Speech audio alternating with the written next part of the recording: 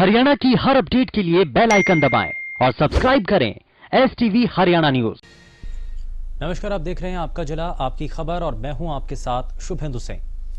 हांसी में राम मेहर द्वारा अपने ही गांव के रमलू की हत्या कर उसके शव को कार में जला देने के मामले में कांग्रेस प्रदेश अध्यक्षा कुमारी सैलजा मंगलवार को टाटा गांव पहुंची, जहां सैलजा ने गांव में रमलू के परिवार से मुलाकात की और शोक में डूबे परिवार को सैलजा ने सांत्वना दी। पत्रकारों से बातचीत करते हुए सैलजा ने कहा कि रमलू का परिवार गरीब है, सरकार को इनकी सहायता करनी चाहिए, साथ ही सरकारी नौकरी भी देनी चाहिए।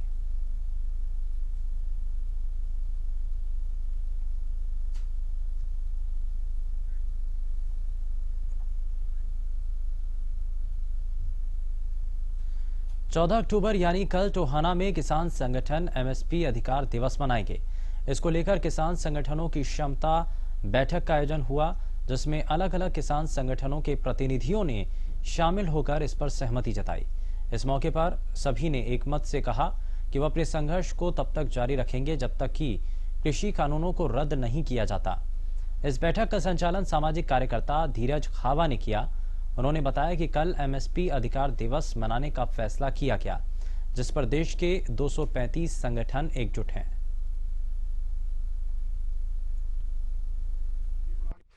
अखिल भारतीय किसान संघर्ष समन्वय समिति ने एक कार्यक्रम दिया था। 235 किसान संगठनों का संगठन है, जिसने राष्ट्रीय स्तर पर ये कॉल की थी कि 14 तारीख को MSP अधिकार दिवस मनाया जाएगा। और उस MSP अधिकार दिवस को मनाने के लिए टोहाना के किसान संगठनों ने मिलकर ये बैठक की है कि कल 14 तारीख को MSP अधिकार दिवस एडिशनल मंडी जमालपुर रोड पर जो है वहाँ पर किसान मिलकर इकट्ठे होकर मनाएंगे और सरकार से ये मांग करते हैं कि MSP का अधिकार दिया जाए, कानूनी तौर पर MSP का अधिकार दिया जाए। इसकी लड़ाई लड़ने के लिए ये। वहीं गोहाना में खेल कोटे से ग्रुप डी में लगे कर्मचारियों ने अपनी नौकरी को बचाने के लिए सरकार के खिलाफ जमकर नारेबाजी करते हुए विरोध किया। 1518 ग्रुप डी के कर्मचारियों को हटाने के लिए सरकार ने हाईकोर्ट में जाकर केस जीता। सरकार ने हाईकोर्ट में हवाला दिया कि ये ग्रुप डी के 1518 कर्मचारियों की नियुक्तियां 1993 खेल नीति के तहत हुई हैं, जबकि हरियाणा सरकार ने 2018 में नई खेल नीति लागू की। सरकार ने इन ग्रुप डी के कर्मचारियों को 15 दिन का समय दिया। अगर ये ग्रेडेशन सर्टिफिकेट नहीं जमा कर पाए तो इन्हें नौकरी से हटा दिया जाएगा। प्रदर्शन कर रहे खेल कोटे के ग्रुप डी कर्मचारियों का कहना है कि कर्मचारी लगातार विरोध कर रहे हैं और साथ ही उन्होंने भर्ती के सभी शर्तों को पूरा किया, लेकिन अब सरकार उन्हें हटाने की कोशिश कर रही है।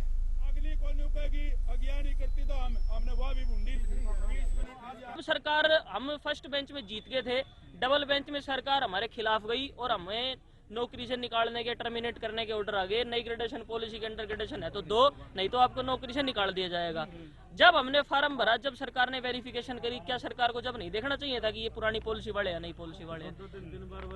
2-3 बार वेरिफिकेशन करी। ये हाईकोर्ट का ऑर्डर है, जिसमें हाईकोर्ट ने साफ कहा है कि इनको 1993 की पॉलिसी के तहत माना जाए, ना कि 2018 वाली पॉलिसी के तहत। अच्छा, ठीक है सर। और उसके बाद सरकार हमें जीतने के बाद हम बीजेपी सरकार के लगाए, पहली सरकार है जो अपने लगाए हुए कर्मचारियों के खिलाफ कोर्ट में गई है और उनको बाहर निकाल दिया। सरकार से मांग है कि कृपया करके हम 1500 बच्चों को नौकरी पे रखा जाए, हमारा रोजगार ना छीना जाए। अगर सरकार हमारे खिलाफ जाती है, अब भी हमारी मांगे नहीं मानती है, तो हम सरकार के हर कदम पे परेशानी हमें यही नजर आ रही है कि सरकार ने हमें ऐसे मोड़ पे लाके खड़ा कर दिया कि 2 साल सर्विस करने के बाद आज हमें हमारे सर्टिफिकेट को अमान्य करार दे दिया गया है। तो हम ये चाहते हैं कि हमारे वो सर्टिफिकेट पुरानी पॉलिसी के तहत जो भी सर्टिफिकेट है वो हमारे जारी कर दी। ये मैं आपको बताना चाहता हूं। और स्पीच रुक कर रहे हैं बड़ी खबर का। फरीदाबाद से खबर, जहां खनन माफियाओं की गुंडागर्दी देखने को मिल रही है और खनन माफिया लगातार गुंडागर्दी जिस तौर पर करते हैं उससे जुड़ा ये मामला, जहां पुलिसकर्मी को डंपर से कुचलने की कोशिश की गई और पुलिस ने डंपर मालिक को इस दौरान गिरफ्तार भी किया है, लेकिन मौके से ड्राइवर फरार हो गया। ड्राइवर तक पहुंचने की जरूर कोशिश की जा रही है, लेकिन डंपर माफिया जिस तरीके से लगातार सड़कों पर उनका आतंक बदस्तूर जारी है, उससे जुड़ी ये एक और बड़ी खबर सामने है। खनन माफिया की गुंडई चरम पर। जी हां, हम बात कर रहे हैं पाली गुड़गांवा रोड पर चेकिंग कर रहे वाहनों की, जहां पर एएसआई महेंद्र वाहनों की ओवरलोड वाहनों की चेकिंग कर रहे थे, ओवरलोड डंफरों की चेकिंग कर रहे थे। वहां डंफर वालों ने एएसआई महेंद्र सिंह पर डंफर चढ़ाकर जान से मारने की कोशिश की। इस विषय में अभी हम पहुंचे हैं पाली चौकी, बात करते हैं। हमारे साथ एएसआई सतबीर सिंह जी, दिनेश जी मौजूद हैं, एडिशनल यहाँ के इंचार्ज भी हैं। उनसे जानना चाहेंगे कि किस तरीके से डंफर के ड्राइवर ने एएसआई महेंद्र की जान लेने की कोशिश की। सर, क्या मामला है? सभी को मेरा नमस्कार जी। ये सर हमारी माइनिंग स्टाफ के यहाँ पर नाका लगा हुआ होता है। हमारे नाके के पास हमारी माइनिंग स्टाफ के अंदर जो डेपुटेशन पुलिस डिपार्टमेंट विभाग गया हुआ होता है, हमारे पुलिस वाले होते हैं, तो वो गाड़ियों को जो चोरी के पत्थर या उनकी माइनिंग के पर्चियाँ वगैरह रवाना चेक करते हैं। तो रात को आज 13/10 को उन्होंने आज एक गाड़ी का पीछा किया। उन्होंने यहाँ पर जो वो गाड़ी खड़ी थी उसका रवाना चेक करने की कोशिश की। ड्राइवर से उन्होंने रवाना मांगा, जो उनका कहने का मुताबिक उन्होंने गाड़ी का रवाना मांगा, तो वो रवाना पेश नहीं कर सका। तो उसके पीछे जो कार थी, एक स्कॉर्पियो गाड़ी का मालिक था, उसने उसको कहा आगे भी लेकर भाग जा, कि भाई गाड़ी को आगे कहीं खाली कर दे। तो हमारे जो मुलाजिम थे पुलिस विभाग के, वो उससे रवाना मांग रहे थे, गाड़ी की साइड में खड़े थे। एक सिपाही राकेश कुमार वो उसके आगे खड़ा था, जो उसको कह रहा था कि भाई गाड़ी रोक के रखना। तो उसको इशारा मिलते ही उसका अपने मालिक का, तो वो गाड़ी को लेकर के मौका से भाग गया। लेकिन हमारे मुलाजिम बच गए, सुरक्षित बच गए, किसी के ऊपर गाड़ी नहीं चढ़ी, ना किसी को कोई इंजरी आई है। वो एकदम से एक साइड हो गए और गाड़ी को लेकर के वो आगे भाग गया।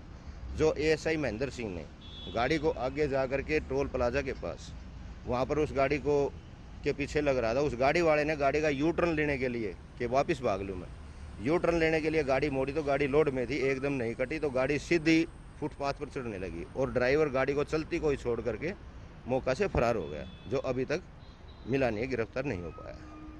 जी बिल्कुल, ये थे एएसआई दिनेश, जो कि एडिशनल इंचार्ज हैं पाली चौकी के। इनका साफ तौर पे कहना है कि यहाँ पे खनन माफिया इतनी गुंडई पे उतर आया है, उन्होंने एक एएसआई को, ऑन ड्यूटी एएसआई को जान से मारने की कोशिश की।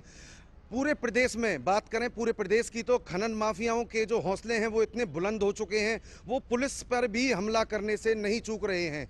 आप यहाँ जो आज ये घटना हुई है, यहाँ पे लगातार चेकिंग होती है। इससे पहले की भी इस तरीके की वारदातें सामने आई हैं, जहाँ पर इन डंपर माफियाओं ने पुलिसकर्मियों पे हमला करने की कोशिश की। इससे पहले भी एक फरीदाबाद में मामला हुआ था, जो एक डंपर ने एक पुलिसकर्मी की जान ले ली थी। संजय गुप्ता, हरियाणा न्यूज़, फरीदाबाद। वहीं सोहना के फूंसी जेल से नशा सप्लाई का मामला सामने आया। क्राइम ब्रांच ने जेल में बंद दीपक उर्फ चुर्री के भाई को गिरफ्तार किया। जेल में चरस और स्मैक की सप्लाई करने की साजिश की जा रही थी। गौरतलब है कि क्राइम ब्रांच इससे पहले जेल में नशे और मोबाइल की सप्लाई करने के मामले में jail deputy superintendent Dharamvir Chautala, उसके बाद जेल वार्डन प्रेमचंद को गिरफ्तार कर चुकी है।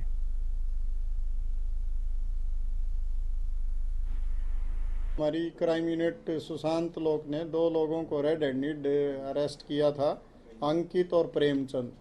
जो अंकित था, ये जो जेल में काम करता था, प्रेमचंद जो एक्स सर्विसमैन था, उसको नशीला पदार्थ देने के लिए आया था और दोनों मौके से रेड हैंडेड अरेस्ट हुए थे और इनके खिलाफ केस रजिस्टर करके इनसे पूछताछ की गई थी। और पूछताछ में ये बात सामने आई थी कि इनको धर्मवीर उर्फ मोटा ने ये नशीला पदार्थ दिया था, जिससे ये लेके आए थे, जिसका एक भाई अंदर जेल में बंद है। जो 2 आदमी जेल में स्मगलिंग करने में शामिल हैं, चुर्री मुर्री, उनमें से एक इसका भाई है, जिसने ये नशीला पदार्थ इसको देने के लिए कहा था। फतेहाबाद में महिला के साथ रेप का मामला सामने आया, जहां एक व्यक्ति द्वारा महिला के साथ रेप किया गया और 2 व्यक्तियों ने उसकी मदद की, जिसके बाद पुलिस ने पीड़िता की शिकायत पर 3 लोगों के खिलाफ मामला दर्ज कर जांच शुरू कर दी है। पुलिस ने इन सभी के खिलाफ धारा 376, 376D, 450, 506 के तहत केस दर्ज कर लिया है। पुलिस को दी शिकायत में पीड़िता ने बताया आरोपी ने उसके साथ मई महीने में दुष्कर्म किया और जान से मारने की धमकी दी। पीड़िता ने पुलिस को मामले की शिकायत की है। और शिकायत मिलते ही पुलिस ने केस दर्ज कर लिया है।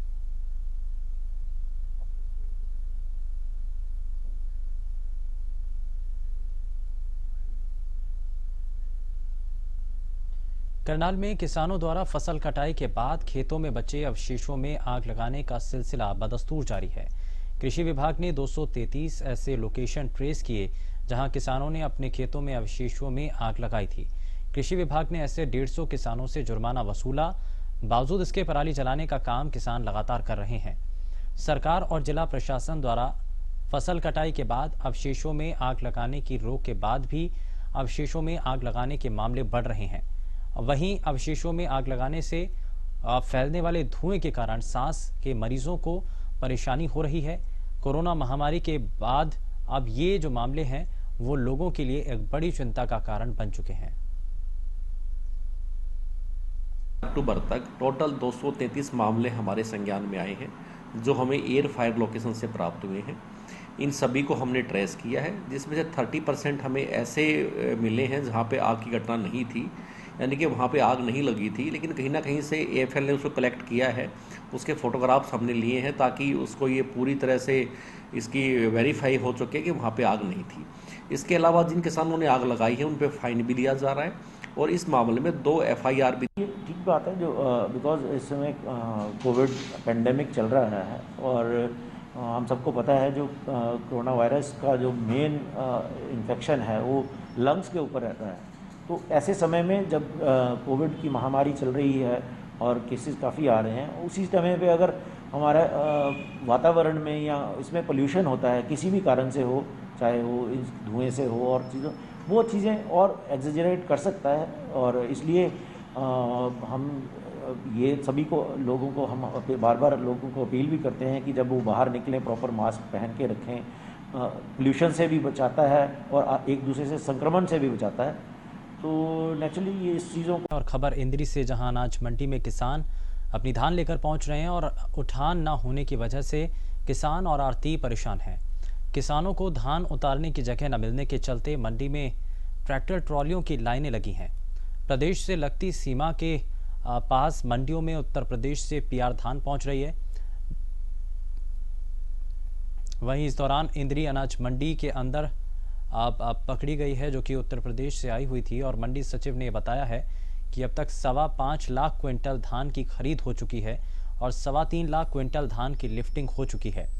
बाकी का माल मंडियों में पड़ा है। उन्होंने बताया कि इस समस्या को लेकर मंडी आढ़ती एसोसिएशन और खरीद एजेंसियों से बात कर बुधवार को मंडी बंद रखने का फैसला किया गया। मंडी में समस्या ये लिफ्टिंग नहीं रही, थोड़ा मतलब कि लिफ्टिंग का ज़्यादा है और उधर किसानों के लिए गेट पास की भी मतलब कोई सुविधा नहीं है, उसमें भी बड़ी दिक्कत है और ये इसलिए मंडी ज़्यादा जाम है रही। मंडी को बंद रख रहे हैं भाई, जैसे और माल लाए और ज़्यादा से ज़्यादा लिफ्टिंग हो सके, क्योंकि मंडी में कहीं भी माल गिरने की जगह नहीं है, जिससे अर्थ मतलब वो अफरा तफरी हो रही। जैसे माल नहीं उठ रहा, जिम्मेदार का माल है रहा तो उसको घेर नहीं पा रहे। मंडी भरी पड़ी है बिल्कुल भी। धीरे धीरे हम सुधार कर रहे हैं और पिछले 2 दिन में काफ़ी ज़्यादा सुधार है और इसके लिए हम पीछे भी हमने संडे को भी परचेज बंद थी, पूरे हरियाणा के अंदर भी थी, यहाँ भी बंद थी और परचेज बंद होने से फिर लिफ्टिंग हमने यहाँ प्रॉपर पूरी तरीके से लिफ्टिंग करवाई, जिससे काफ़ी सुधार है। और इसके लिए हम कल बुधवार को भी हमने मंडी में उनके आढ़तियों को आदेश दिए हैं कि भाई आप अपने फार्मर को फ़ोन करके मैसेज दो कि कल को वो मंडी के अंदर अपना धान लेके ना आए, ताकि लिफ्टिंग पूरी तरह हो सके और फार्मर को मंडी में आने पर किसी भी तरह की परेशानी ना हो। वहीं एक बार फिर से हरियाणा न्यूज़ की खबर का बड़ा असर देखने को मिला। दरअसल गरीबों के आशियाने में चल रहे चोरी के खेल का मामला दर्ज हो गया है। हरियाणा शहरी विकास प्राधिकरण के जेई कामेश की शिकायत पर सेक्टर 6 पुलिस ने मामला दर्ज किया। हरियाणा शहरी विकास प्राधिकरण के जेई ने अपनी शिकायत में पुलिस को ये बताया है कि 696 फ्लैटों में से 2500 दरवाजे, 1100 खिड़कियां और 400 लोहे की रेलिंग चोरी हुई। इस सब के बाद मामला दर्ज कर चोरों की तलाश शुरू कर दी गई है। ये मामला संज्ञान में आया तो उसी दिन शाम को, रविवार शाम को ही FIR करवा दी गई थी और SHO सेक्टर 6 और हमारे दोनों जेई मौके पर चले गए थे और वहाँ जाकर उन लोगों ने एक चोर को पकड़ा भी है जो वहाँ उनको हमारे पास कंप्लेंट आई थी जी 2014-15 में यहाँ 696 फ्लैट बने थे वीकर सेक्शन के लिए, लेकिन किसी कारणों से उनका अलॉटमेंट नहीं हुआ था। तो वहाँ कोई देख रेख न होने की वजह से उनके फ्लैटों के लोहे के जो दरवाजे की चौखटें और खिड़कियाँ थी वो गायब थी। तो चोरी की कंप्लेंट हमारे पास आई थी, उस पर हमने मुकदमा दर्ज कर दिया है और हम अपने चोरों की तलाश में लगे हुए हैं। जल्दी चोरों का पता लगाकर इस मामले का भी। कुरुक्षेत्र के पीपली रोड और मोहन नगर मार्केट में दुकानों के सामने गड्ढे दुकानदारों और आम लोगों के लिए परेशानी बन चुके हैं। दुकानदारों की शिकायत है कि कुकिंग गैस की पाइपलाइन डालने के लिए गड्ढे किए गए और साथ ही सड़कों के किनारे पाइपें बिखरी पड़ी हैं। कई बार पाइपलाइन के लिए खुदाई से पानी की लाइनें कट चुकी हैं, लेकिन लोगों के घरों में अब दूषित पानी पहुंच रहा है जो लोगों को बीमार कर रहा है।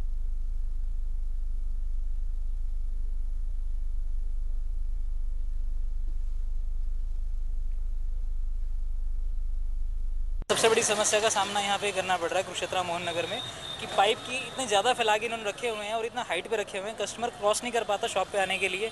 साथ ही कोई ना कोई यहाँ पे रिपेयर का काम चलता रहता है। कभी BSNL वाले आ जाते हैं कि हमें इसके वायरिंग डालनी है, कभी वाटर पाइप वाले आ जाते हैं हमारा लीकेज उसको ठीक करना है। तो जगह जगह होल करके इन्होंने छोड़ दिया है, जिसकी वजह से आम जन को बहुत प्रॉब्लम हो रही है दुकानों पे आने के लिए। और सबसे बड़ी परेशानी का सामना दुकानदारों को ये करना पड़ता है, जब कस्टमर ही नहीं आएगा तो हम दुकानदारी कहाँ से करेंगे।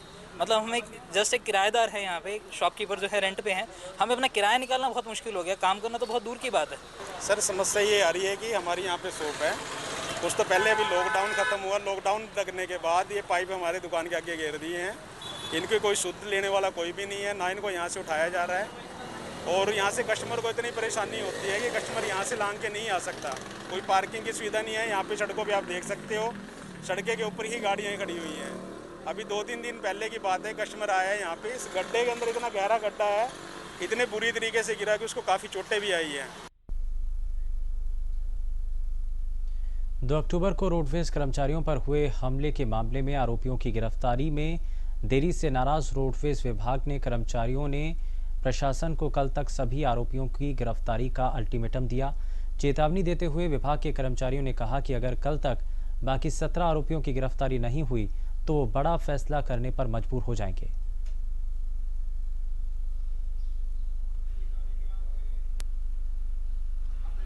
और जो हमारे को आश्वासन दिया हुआ था पुलिस ने और ADC साहब ने, उनका कल शाम को समय समाप्त हो जाएगा। अगर कल शाम तक सभी आरोपी गिरफ्तार नहीं हुए और उनके परमिट रद्द नहीं किए गए तो हमारा सभी यूनियन मिल करके, उसमें स्टेट के प्रधान, अन्य डिपो से जो आए हुए थे उस दिन प्रधान, 10-12 डिपो से सभी मिल करके कल शाम को दोबारा कोई बड़ा फैसला लेंगे, जिससे जो भी फैसला होगा वो आपको कल शाम को प्रेस